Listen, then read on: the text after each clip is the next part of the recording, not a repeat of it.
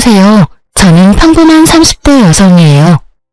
인생에 크게 모난 곳 없이 평탄하게 살아온 제가 이곳에 글을 쓰게 된 이유는 제 이혼만은 평탄함과는 거리가 멀었거든요. 제가 당한 일이 너무 화나고 열받는 데다가 남편과 시모의 어이없는 행각에 글을 쓰지 않고는 안 되겠더라고요. 누구든지 이 일을 알아주셨으면 하는 마음이었거든요. 저는 앞서 말했듯 세상에서 가장 평범한 사람일 거예요. 2년의 교제 기간 끝에 30대 초반의 나이로 결혼에 꼴이는 흔하디 흔한 여자. 결혼 후에도 남편과 맞벌이를 유지하면서 집안일과 직장을 유지하고 있었죠. 남편과 비슷한 정도로 벌고 있다는 것만은 좀 다를지도 모르죠. 보통 남자들이 여자보다 더 잘 버는 경향이 많잖아요. 남녀 차별이 아니라 실제로 저희 업종에서는 여자보다는 남자가 돈을 더 많이 받고 있기도 하고요. 남자가 승진이나 경쟁에 좀 더 가깝다고 해야 하나? 그런 면이 있으니 어쩔 수 없는 결과라고 봐야 하죠. 그런데 이 부분에 대해서는 확실히 하고 넘어가야 되는 점이 있는데 제가 잘 버는 게 아니에요. 저는 평균이고요. 남편이 생각보다 못 버는 거죠. 남편에게는 승진이나 경쟁을 통한 지위 상승의 욕구가 전혀 없거든요. 뭐라고 해야 할까요? 그런 경쟁보다는 평화로운 분위기가 더 좋다고 본인은 말하곤 하는데 그런 것 치고는 돈 쓰는 건 좋아하거든요. 저는 돈을 많이 벌고자 하는 욕구는 하고 싶은 걸 하기 위해서라고 생각하는 사람이라 남편의 그런 이중적인 태도는 결혼 초에도 이해가 되지 않았어요. 조금만 더 노력하면 될 것 같은 사람인데 노력은 고사하고 시작조차 하지 않으려는 모습을 보며 그냥 이 사람 성격인가 보다 싶었는데 이혼할 때가 되어서야 알게 됐죠. 그 사람의 나쁜 습성이라는 걸요. 그 습성 때문에 저는 남편에 대한 정이 다 떨어져서 이혼을 하게 된 거예요. 사실 남편뿐만은 아니죠. 제가 이혼하게 된 이유 중에 또 하나는 시모였으니까요. 시모는 나쁜 의미로 연락에 목숨을 거는 타입이었거든요. 매일 연락해서 안부 인사를 묻는 느낌이 아니라 매일 연락하면 끊임없이 잔소리를 하는 사람이 시모였어요. 통화의 시작부터 끝까지 시모의 말에는 가시뿐이었거든요. 그런 시모와 남편 사이에서 제가 4년의 결혼 생활을 유지할 수 있었던 건 시댁의 유일한 정상인 시부 덕분이었죠. 제게는 잘해주었지만 시모에게는 유독 엄격한 면이 있으셨어요. 시부가 보는 앞에서 시모가 저를 혼내면 시부가 시모를 혼내곤 했기 때문에 시모는 절대로 시부가 있는 곳에서 저를 혼내지 않았어요. 게다가 시모는 잘 모르지만 양가 아버님 두 분은 따로 식사를 할 정도로 생각보다는 가까운 사이였거든요. 그래서 아는 사람의 딸이자 자신의 며느리인 저를 시부가 아껴주신 것도 그때는 무척 감사했죠.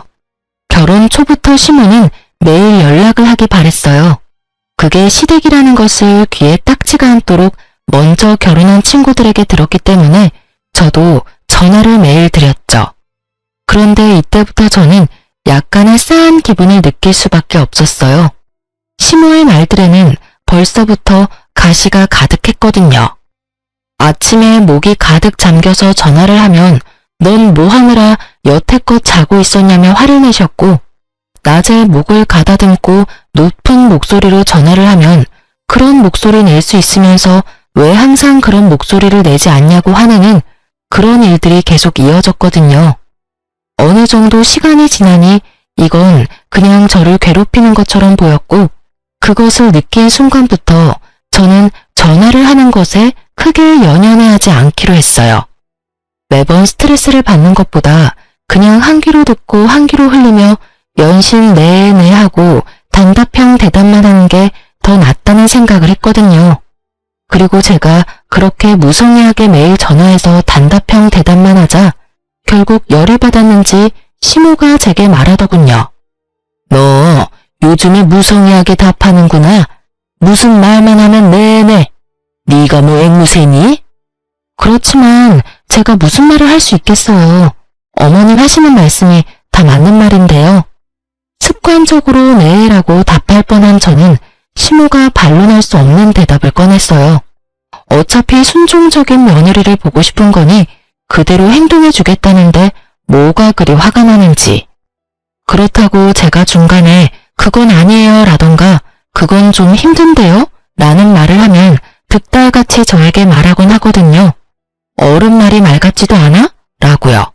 그러니 네 말고 제가 할 수 있는 말은 없잖아요. 제 말에 시모도 따지기는 좀 그랬는지 저한테 그러더군요. 연락은 똑바로 하는 것 같으니 이제부터는 매주 주말에는 꼭 한 번씩 시댁에 들러라.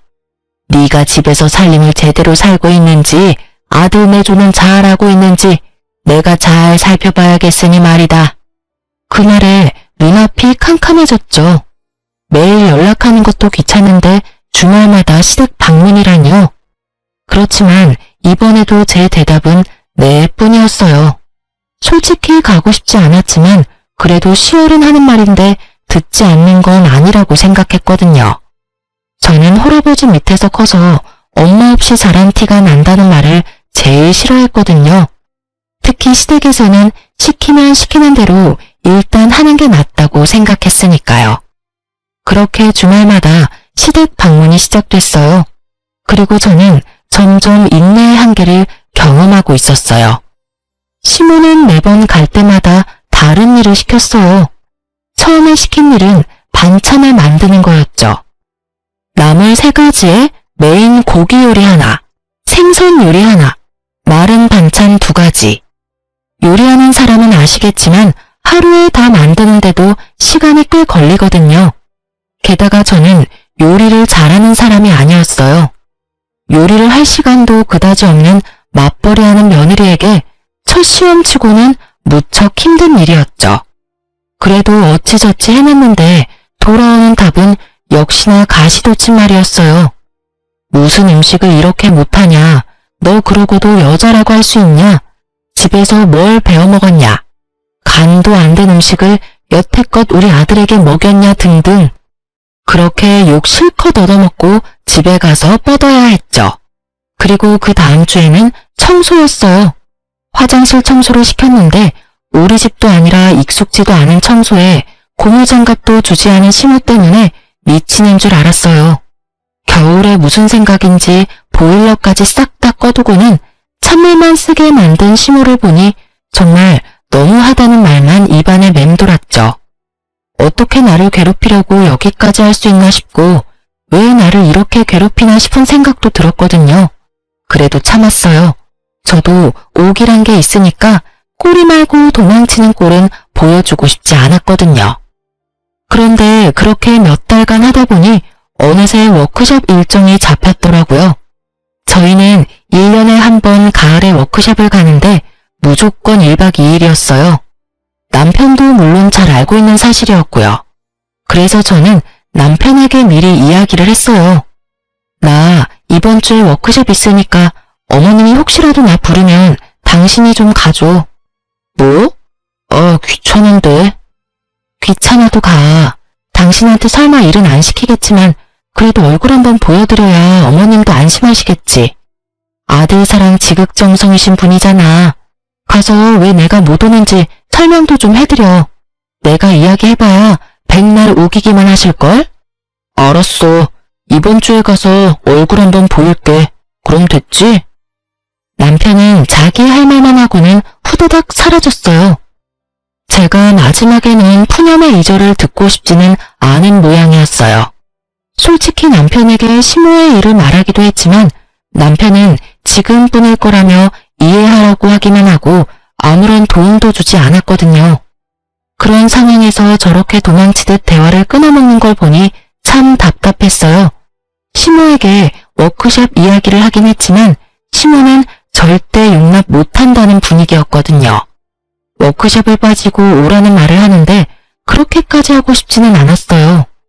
시월은 생일이던가 집에 행사, 경조사가 있었다면 또 모르겠지만 굳이 저를 괴롭히기 위해 부르는 건데 제가 워크숍을 빠질 이유가 없잖아요. 그렇게 즐거운 마음으로 워크숍을 즐기고 있었죠. 친목 동호보다는 교육의 성격이 더 강한 탓에 저녁을 먹고 저는 숙소로 돌아왔어요. 친목을 하려는 사람들은 그 뒷시간을 이용하겠지만 저는 그럴 바에는 한숨이라도 더 자고 싶었거든요. 그런데 저녁 7시 반쯤 전화가 오더군요. 시모였어요. 네, 여보세요? 야, 너는 시어머니 말이 말 같지도 않니? 어디서 뭘 하고 자빠졌길래 코빼기도 보이질 않아? 어머님, 저번에 제가 회사에서 일이 있어서 못 간다고 미리 말씀드렸잖아요. 그 사람한테 가보라고 했는데 안 온 거예요? 회사? 너 지금 일한다고 유세 떨어? 일하는 게 대수야? 네가 뭔데 내 말 이따위로 무시하고 지랄이야? 어머님, 진정하세요. 제가 무시한 게 아니라 미리 말씀을 드렸잖아요. 회사에서 일이 있다고. 니깎게 돈 몇 푼 번다고 그렇게 당당하게 매번 회사 거려? 집안일도 제대로 못하고 남편 내조는 더 못하는 주제에. 그래, 돈 번다고 너도 가장 노릇한다고 말하고 싶디? 주제 파악을 해야지. 결혼을 했으면 결혼한 여자답게 조신하고 어른 공경할 줄 아는 며느리가 돼야지. 시어머니 말을 개똥으로도 안 들어. 아주 처음부터 마음에 안 들었어. 그깟 돈 몇 푼 번다고 네가 우리 집을 무시하냐 이 말이야. 그 소리를 듣는데 어질어질 하더군요. 교육 때문에 신경을 많이 써서 두통이 있는 머리에 시모의 욕까지 한 바가지 얻어먹으니 속이 울렁거리고 토할 것 같더라고요. 화가 나는 수준이 아니었어요. 터질 것 같았어요. 여러모로. 저는 시모에게 말했죠. 제가 일하는 게 그렇게 걸리적거리면 일 그만둘게요. 됐죠? 저는 정확하게 이렇게 말하고 전화를 녹음한 뒤 뚝 끊어버렸어요. 스토커가 전화하듯 몇 번을 전화하는 시모 연락을 무시하고 저는 남편에게 전화했어요. 무슨 일이야? 당신 왜 시댁 안 갔어? 오늘이었네. 미안, 잊어버렸어. 매주 가는데 한 주 정도는 안 가도 되지 않아? 당신이 안 가서 내가 무슨 꼴 당했는지 알기나 해? 내가 왜 당신 어머님한테 그딴 소리 들어야 하는데. 야, 너 보자 하니까 우리 엄마한테 무슨 말버릇이야? 엄마가 무슨 소리를 했든 네가 잘했으면 아무 말 안 하셨겠지. 그래? 너도 그렇게 생각하니? 내가 그깟 몇 푼 벌려고 일하면서 유세나 떤다고? 엄마가 그런 말을 했어? 그건 엄마도 잘 모르고. 됐고, 나 어머님한테 일 그만두겠다고 했으니까 이제부터 당신 알아서 돈 벌어서 생활해. 생활비는 무조건 줘야 하는 거 알지? 나 이제부터 집에서 집안일이나 하고 시댁 다니면서 일만 할 테니까. 나도 돈 받아 쓰는 게 편하지. 그렇게 하자. 굳이 욕 얻어먹어가면서 돈 벌고 힘들게 살 필요 있겠어? 여보, 무슨 말이야. 우리 지금 집이며 차며 대출금으로 얼마나 많이 나가는데. 당신이 돈 안 벌면 우리 생활이 안 된다고. 나는 생활비 줄 돈도 없어. 그래? 어머님은 그렇게 생각하지 않는 것 같던데. 나더러 돈 몇 푼 벌면서 시댁 무시하냐고 하던데. 나는 무시한 적 없으니까 그냥 일 그만둘게. 나머지는 당신이 어머님이랑 상의해. 끊을게. 결국 저는 남편에게 폭탄 하나 터뜨리고 전화를 끊었죠. 그리고 전화기를 아예 꺼버리고 숙소에 누워 이불을 뒤집어 썼어요. 잠을 자고 싶었는데 잠이 너무 안 오더군요. 뱃속에 열불이 끓어오르니 잠은 오지 않고 화만 계속 나서 결국은 창문 열고 화를 가라앉혔어요. 그렇게 그 다음날 집으로 돌아왔더니 남편이 제 눈치를 보며 저를 기다리고 있더라고요. 저는 남편을 본 척도 하지 않고 곧바로 가방부터 정리했어요. 여보, 그 퇴직 이야기는 안 하는 걸로 하는 거지? 지금은 주말이잖아. 내일 일하러 가서 이야기할 거야. 여보, 제발 그러지 마. 엄마가 잘 몰라서 그런 말 한 것뿐이야. 당신이 이해하고 넘겨야지. 내가 어디까지 이해를 해야 하는데? 매번 모진 소리 들으면서도 꼬박꼬박 시댁에 다니는 나한테 어떻게 그런 말씀 하실 수가 있냐고. 당신도 그래. 어머님이 나한테 하는 거 보면 미안한 생각 안 들어? 그렇게 소리치는데 시모에게 전화가 왔더군요. 저는 스피커폰으로 전화를 받았죠. 너 어제 안 왔으니 오늘이라도 와. 이번에도 워크숍인지 뭔지 때문에 못 온다고 하면 다리 몽둥이를 분질러 버릴 테니까 알아서 하고. 엄마, 그만 좀 하세요. 왜 사람을 이렇게 못 살게 굴어요? 이 사람 일하느라 못 가요. 제가 답할 틈도 없이 남편이 먼저 저를 옹호하고 나서더군요. 제가 일을 그만두는 게 무섭긴 했나 봐요. 예, 너 무슨 소리를 그렇게 해? 내가 괴롭히려고 오라고 그러니? 아직 준비도 안 된 애가 시집 왔으니 내가 알아서 단련을 시켜주려고. 단련은 무슨 단련이에요? 제가 잘 살고 있으면 되는 일이죠. 그리고 지금 와이프 일 그만두면 안 돼요. 요즘에 홀벌이로 먹고 살 수 있는 줄 아세요? 일하느라 힘드니 앞으로는 이 사람 매주 불러내지 마세요. 남편의 말에 시모가 어이가 없다는 듯 말했죠. 야, 너 무슨 말을 그렇게 해? 내가 지금 누구 때문에 이런 말 하는 건데? 네가 며느리 휘어잡지를 못하니 내가 해주는 거 아니냐? 됐어. 그런 거 필요 없으니까 2번 다시 일 그만두라느니 그런 말 하지 마세요. 그리고 이렇게 매번 불러내지 마시고요. 결국 남편이 크게 시모에게 뭐라 하고 나서야 시모의 요구는 줄어들었어요. 그 일 이후로 시댁 방문은 한 달에 한 번으로 확 줄었고요. 정말 처음으로 남편이 제 편을 들어준 날이었어요. 물론 제가 일을 그만두겠다는 협박이 없었으면 남편이 제 편을 들어줄 일도 없었겠지만요. 그 뒤로 저희는 대면대면하게 연락을 하며 지내왔어요. 그리고 운명의 그날이 찾아왔죠. 제가 이혼을 결심하게 된 그날 말이에요. 그날은 여느 때와 다름없는 날이었어요. 낮에 시모에게 전화를 했어요. 어머님, 일어나셨어요? 몸은 괜찮으세요? 괜찮지 못하다. 손목이 아파서 정형외과 다녀왔다. 손목을 쓸 때마다 아파서 어떻게 할 수가 없어. 어머, 병원에서는 뭐라고 하던가요? 손목에 있는 인대가 어디 안 좋다는데 일단 손목 보호대하고 약 먹어보자는구나. 주말에 너 할 일 없으면 와서 일이나 도와라. 손목이 이래서 아무것도 할 수가 없으니. 네, 그럼 약 잘 챙겨 먹고 계세요. 제가 이번 주말에 가서 일 좀 도와드릴게요. 그렇게 이야기하고 전화를 끊은 저는 어차피 주말에 가야 하니 지금은 마음을 놓기로 했어요. 일이 있으니 지금 당장 뛰쳐나갈 수도 없는 노릇이니까요. 그런데 그날 저녁부터 제 몸 상태가 무척 나빠지기 시작했어요. 열이 나고 한기가 들지를 않나 등이 무척 아프고 화장실에 가면 찌릿찌릿 아프더군요. 고열이 오르자 결국 저는 응급실로 향했어요. 제 병명은 급성 심우신염이었고 최소 5일은 입원을 해야 한다고 하더군요. 열이 40도 가까이 오르는 상황에서 저는 제대로 된 판단도 되지 않은 몽롱한 머리로 일단 제가 아픈 걸 알리기로 했어요. 우선은 회사에 먼저 심우신염으로 입원하게 돼서 못 가겠다고 연락했고 그 뒤에 남편에게 병원 입원한 상황을 말했죠. 뭐? 심우신염? 5일이나 입원해야 한다고? 나 지금 열 올랐다 내렸다 제정신이 아니니까 병원에서 나 쓸 물건들 목록 보내줄 테니 좀 가져와줘. 그렇게 남편이 부랴부랴 제 물건을 챙겨 병원으로 왔어요.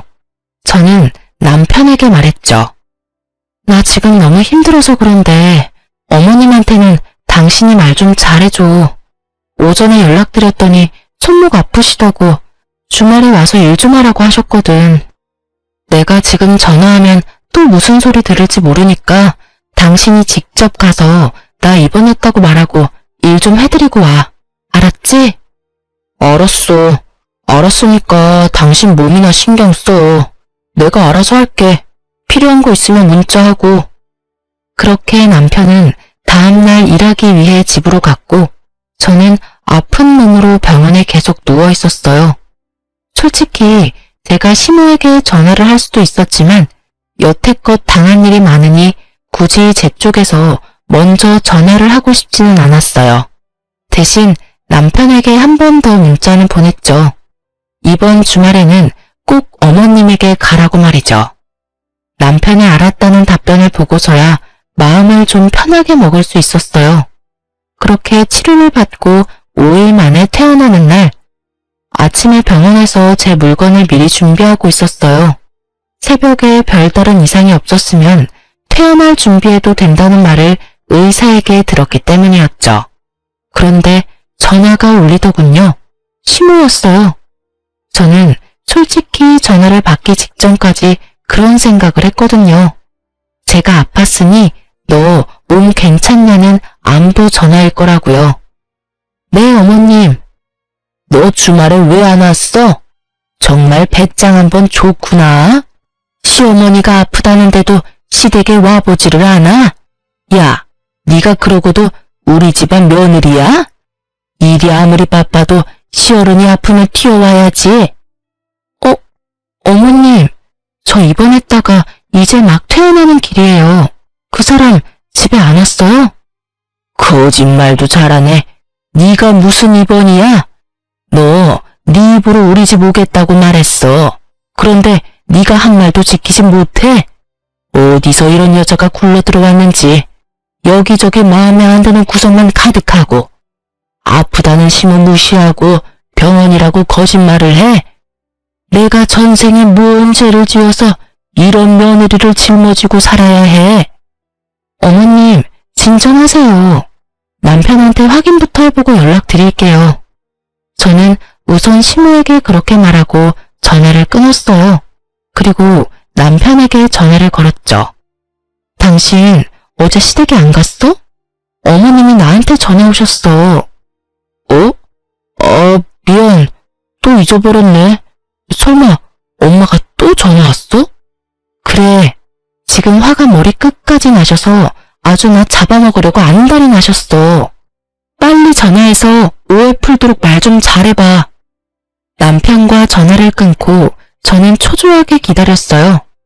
얼마 지나고 시모에게 다시 전화가 왔더군요. 그런데 목소리를 들어보니 더 화가 나셨더라고요. 야, 너 도대체 뭐하는 년이야? 우리 아들한테 뭐라고 이야기했는데 또 걔가 나한테 뭐라고 하는 거야?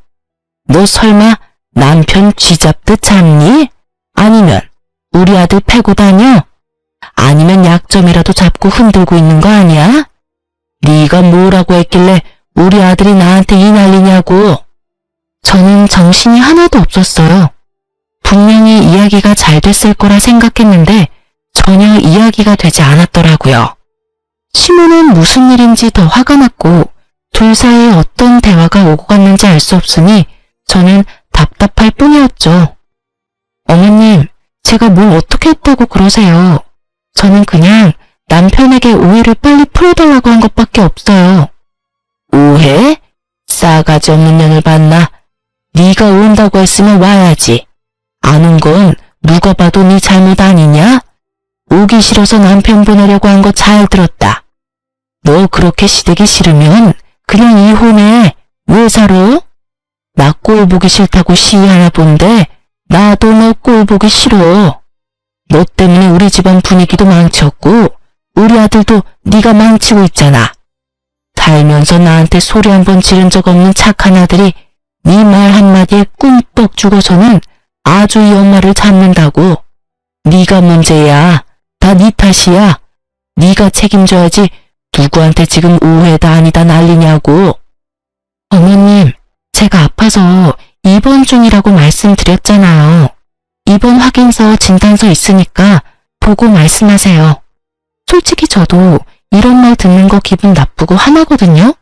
어떻게 며느리한테 그런 말씀을 할 수가 있으세요? 아파서 입원했다 퇴원한 며느리한테. 몸조리 잘했냐는 말 들을 줄 알았는데 다짜고짜 전화해서 왜 안 왔냐고요? 열이 40도까지 올라갔다 내려갔다 해서 못 갔어요. 그리고 남편한테 가달라고 미리 이야기했고요. 가지 않은 건 남편 탓이지 제 탓이 아니잖아요. 입만 살아서는 그것도 변명이라고 해? 네 병이 뭔 병인지 알겠다. 그거 꾀병이야.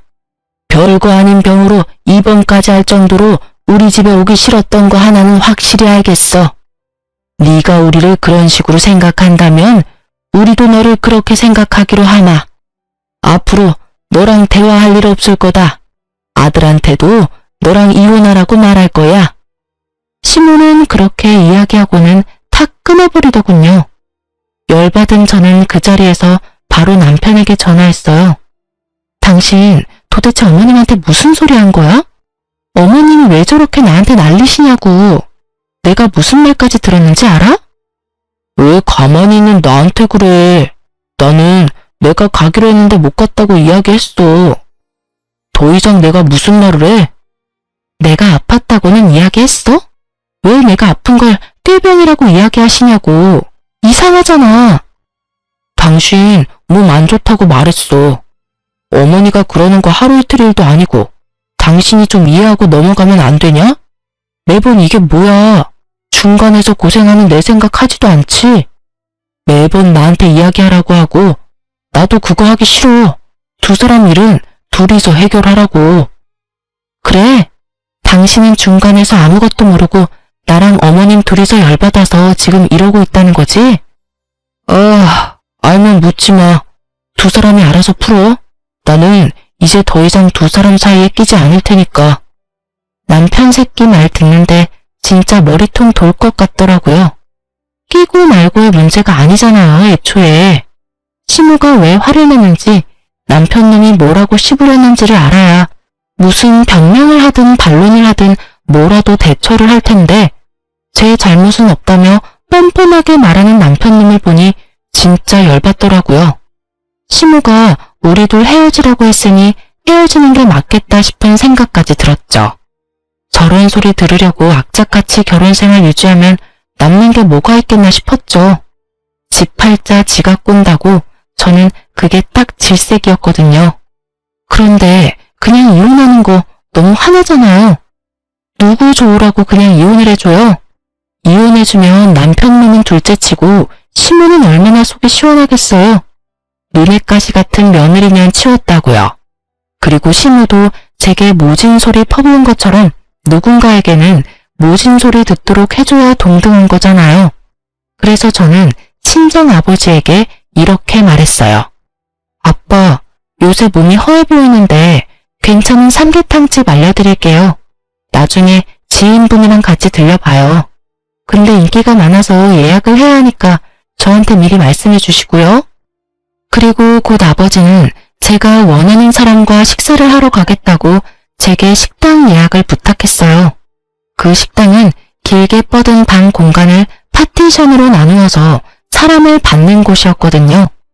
옆 사람이 하는 이야기를 귀만 기울이면 들을 수 있는 곳이요. 그렇게 아버지의 식사 예약을 하면서 저는 똑같은 날짜 시간에 바로 그 옆 칸에 예약을 하나 더 잡았어요. 그리고 그 날짜에 식사나 하러 가자며 시무와 남편을 태워 아버지와 약간의 차이를 두고 옆방인 예약석으로 향했죠. 난 아직도 왜 내가 너랑 이곳에서 밥을 먹어야 하는지 모르겠구나. 나는 이제 너랑 상종도 안 하겠다고 했어. 두 사람 이혼하기 전에 나는 너랑 겸상할 생각 없다. 그렇게 말하면서 제 눈을 쳐다보지도 않는 시무를 보며 저는 남편부터 쳐다봤어요. 여전히 남편은 제 눈을 피하기 바쁘더군요. 어머님, 왜 그렇게 화가 나셨는지는 모르겠지만 제가 이 자리를 만든 건 어머님이 오해하고 계시는 걸 풀어드리기 위해서예요. 어머님은 제가 꾀병으로 시댁에 가지 않았다고 생각하시죠? 여기 입원 확인서와 진단서 가져왔어요. 보시면 아시겠지만 저는 그날 입원하고 있었고 열이 40도까지 오르내려서 몸 상태도 엉망이었어요. 저는 정말로 아팠고 남편에게 어머님에게 가보라고 이렇게 문자로도 당부를 했었어요. 그딴 종이 쪼가리가 뭔데 내가 너를 믿어야 하니? 대충 음식 좀 데려와서 밥 먹이고 없던 일로 하고 싶은 모양인데 나는 그럴 생각 추호도 없어. 그러니까 이렇게 쓸데없는 짓 그만하고 두 사람 이혼할 생각부터 하는 게 어떠니? 이래서 내가 처음에 너 들이기 싫다고 그렇게 말했어. 엄마 없이 커서 뭘 배웠겠냐고. 이거 봐라. 내 말이 맞았지? 배운 게 없으니 시어른 말을 귀한 줄 모르고 귓등으로 듣지. 말도 안 듣고 잘하는 게 있기를 하니? 인물이 예쁘기를 하니? 그렇다고 내 아들한테 잘하는 것도 아니고 못하는 것밖에 없는 애를 왜 내 며느리로 받아들여야 해? 아무리 숨겨도 애미 없는 건 티가 나. 그래서 며느리로 받아들일 생각도 없었는데 이게 뭐니? 내 아들 인생에 오점만 만들어서는. 정말로 이때는 독소금하고 그냥 시모 머리끄댕이를 쥐어뜯고 싶더라고요. 지금은 돌아가신 저희 친정어머니까지 모욕하는 시모가 진짜 사람이 맞나 싶었거든요. 제가 화내기 전에 파티션이 확 젖혀졌죠. 거기에서 나타난 건 저희 친정아버지와 시부였어요. 두 분의 얼굴은 심상치 않았죠. 잔뜩 정색한 아버지와 창기된 채 분노로 가득 찬 시부. 맞아요. 제가 일부러 두 분이 들으시도록 이렇게 만들었어요. 시모는 시부가 있는 곳에서는 절대로 제게 못된 말을 하지 않았어요. 아예 말을 걸지를 않았죠. 그래서 시부는 이런 상황을 전혀 모르고 있었어요. 이혼하기 전에 시부가 시모가 어떤 사람인지 아셔야 할 것 같았거든요. 이 여편 내가 지금 뭐 하는 거야? 당신 정신이 나갔어? 내가 들은 말이 도대체 다 뭐냐고? 이혼? 당신이 대간절 뭔데 며느리한테 이혼을 하라 말아야. 그리고 넌 네 마누라가 이렇게 당하고 있는데 옆에서 지켜줄 생각은 하지도 않고 그냥 듣고 있어? 둘이서 한 사람한테 도대체 뭐 하는 짓이냐고? 시부의 노한 목소리에 시모가 깜짝 놀라서는 얼굴이 하얗게 질리더군요. 게다가 남편도 마찬가지였고요. 여보, 당신이 어째서 여기에, 그리고 사돈. 내 말에 대답이나 해. 당신은 나이를 대체 어디로 먹은 거야? 어떻게 며느리한테 그런 모욕적인 말을 퍼부어? 당신은 나랑 결혼할 때 완벽해서 결혼했어? 당신이야말로 매번 우리 어머니한테 혼났지. 왜? 당신이 시어머니한테 혼나면서 컸으니 며느리한테도 그리 구박하고 싶었어? 어른이 됐으면 그 마음을 좀 넉넉히 쓰라고 내가 몇 번이나 말했어. 좁쌀 같은 마음가짐으로 사람을 대하지 말라고 내가 몇 번을 말해. 게다가 이혼 이야기는 대체 왜 꺼냈어? 나는 억울해요. 내가 손목이 아파서 집에 오라고 했는데 오지 않은 건 며느리라고요. 며느리 편 들고 싶으면 뭐라도 알고 하던지 왜 나한테만 그래요? 그래? 여기 지금 며느리가 가져온 서류만 봐도 며느리가 얼마나 아팠는지 눈에 훤히 보이는데 당신은 이것도 못 믿겠다고? 그러면 네가 말해봐라. 넌 며느리가 가라고 했는데 네 어미한테 왜 안 왔냐? 시부가 이번에는 남편에게 물었어요. 그게 저도 잊어버렸고 솔직히 별거 아니라고 생각해서. 그래서 너희 엄마한테 며느리 아프다고 이야기는 했어? 입원할 정도로 심각하다고? 그런 말은 안 하고 그냥 아프다고만 했어요. 그치만 제 탓은 아니죠. 솔직히 저도 억울하죠. 엄마한테도 와이프가 하란 대로 했고 엄마가 열받은 것까지 제가 어떻게 다 책임을 져요. 그래서 너는 아무 잘못 없다 이 말이냐? 잊어버린 건 잘못 아니고 다른 사람 아픈 것도 아니고 네 엄마 아프다는데 왜 너는 잊어버리고 며느리가 가야 해? 며느리가 못 가는 상황이면 너라도 가야지 이 불효자식아. 며느리한테 네 엄마 다 맡겨놓으니 좋더냐? 응? 아버지, 그런 거 아니에요. 왜 제가 일부러 그랬다고 그래요? 이번 일도 엄마가 열받아서 지금 이러는 건데. 이서방, 됐네. 더 이상 변명 안 해도 되네. 자네 어머니가 원하는 대로 두 사람 이혼해. 나도 귀한 내 딸 이런 취급 당해가면서 결혼생활 유지하라고 할 생각 없어. 그런데 이혼하면 자네랑 나 사이에는 해결해야 할 일이 먼저 있지. 그렇지 않은가? 그게 무슨 소리예요? 두 사람이 해결할 일이 뭔데요? 그래, 다들 모여있으니 내가 물어보마. 너 카드빚 5천 정도 있었던 적 있었니?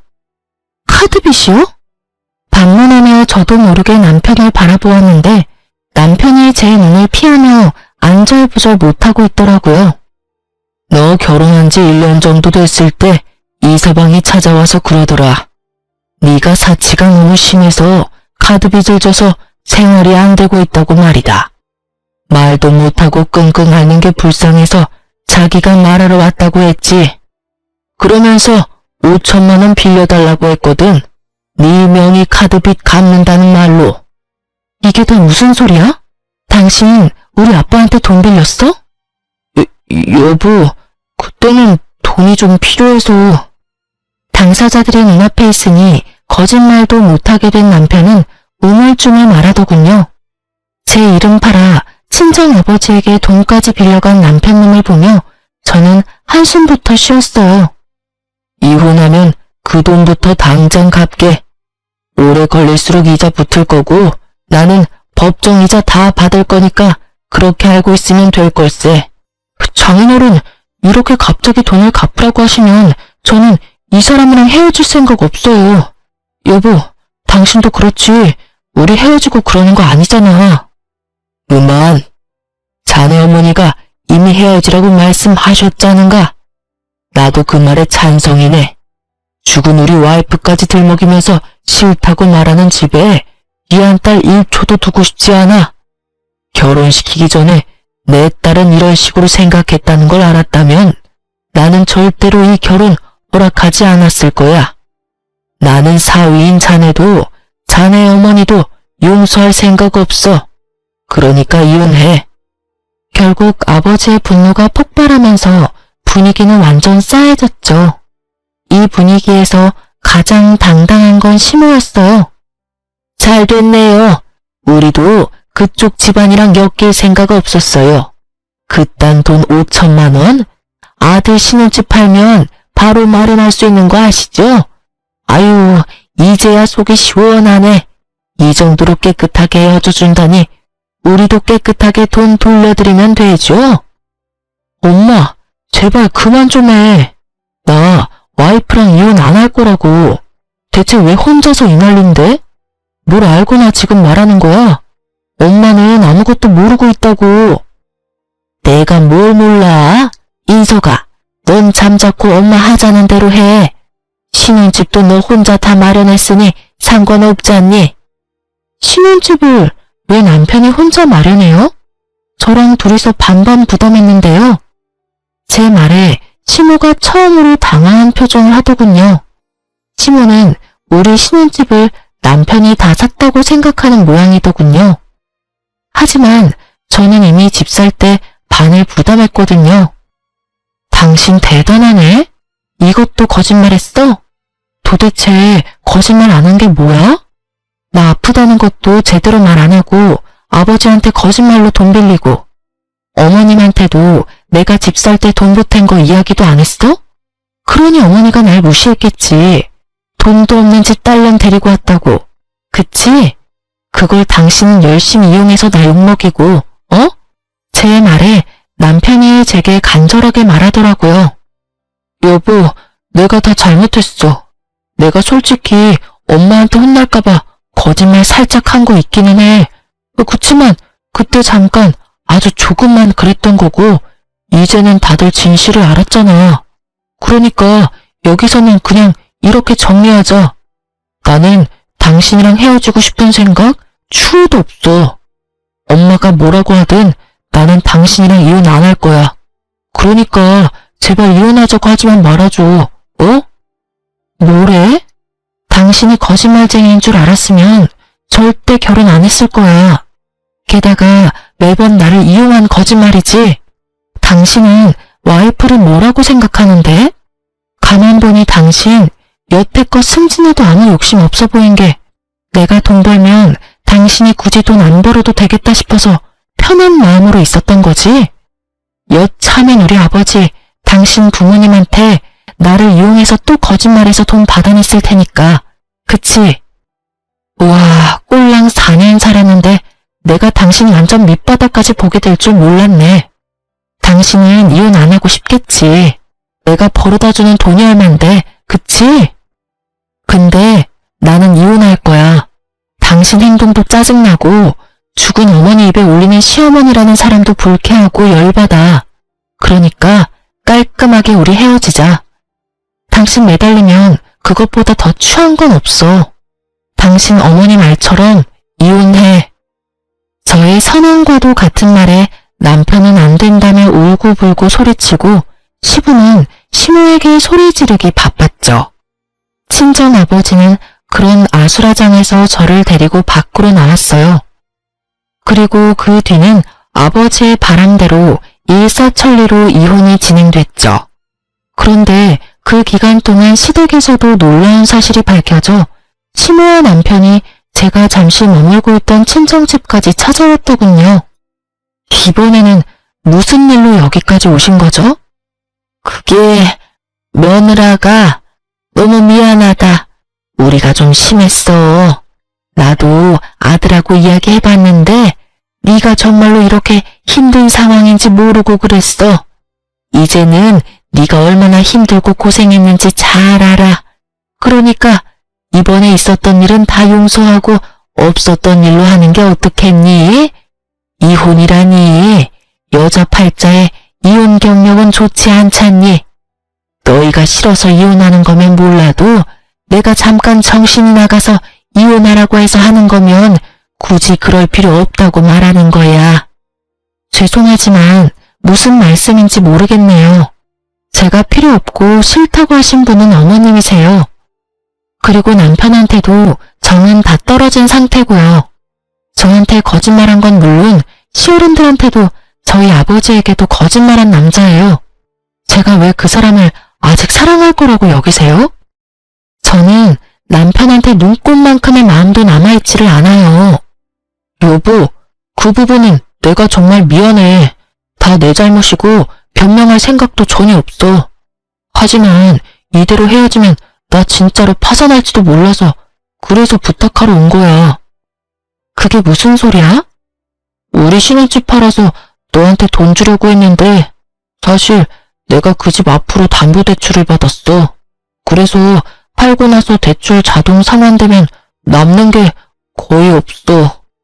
그러니까 우리 이혼하지 말고 같이 지내면서. 너 대체 그 많은 돈으로 뭘 한 거야? 도대체 어디다가 그 돈을 다 썼냐고. 나한테 생활비도 받았었으면서. 코인이랑 주식 좀 했어. 나도 이렇게까지 망할 줄은 생각도 못했지. 그치만 정말로 맹세해.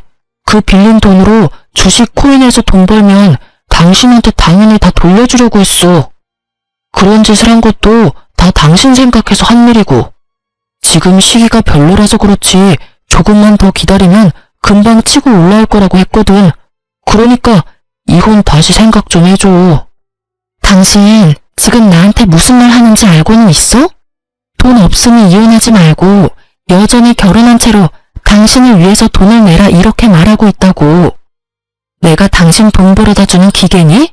당신이 저지른 일을 왜 내가 수습해? 여보, 제발. 나 당신 없으면 진짜 완전 파산이야. 그 정도로 파산 안 돼.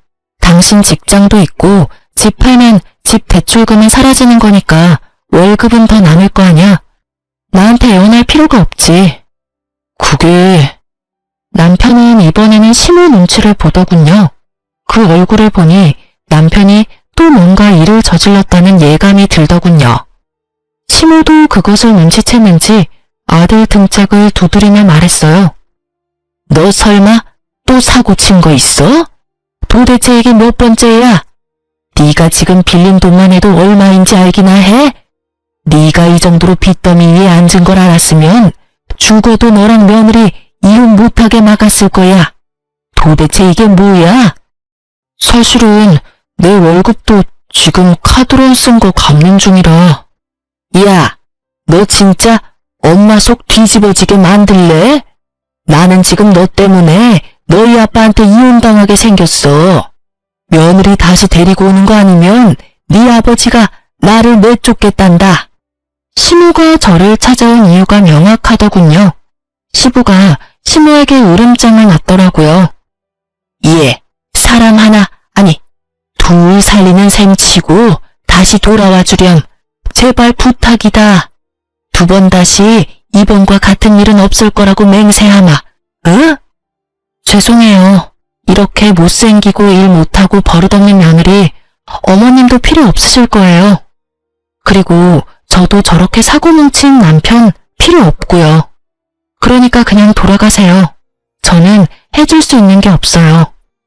저의 단호한 말에 시모와 남편은 결국 본전도 못 찾고 돌아갔죠. 나중에 이야기 들었더니 시모는 이혼 위기로 시부의 눈치만 보며 살고 전 남편은 시댁에서 투잡 뛰며 밤낮 없이 일한다고 하더라고요. 저와 아버지가 받아야 할 돈은 시부가 내주셨고 내주신 금액을 다 갚지 못하면 상속도 없을 거라는 말에 열심히 시부에게 돈 갚고 있는 중이더군요.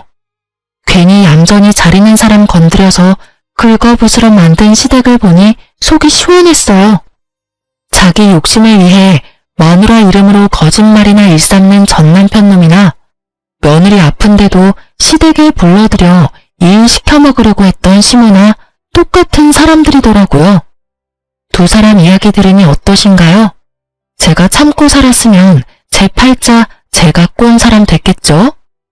저는 지금도 이혼을 한 게 천만다행이라고 생각해요. 글을 쓰다 보니 한정없이 길어지네요. 여러분, 아니다 싶을 때는 빠져나와야 해요. 잘못하면 빛 지옥에서 허덕이게 될지도 모르거든요. 긴 글 읽어주셔서 감사합니다.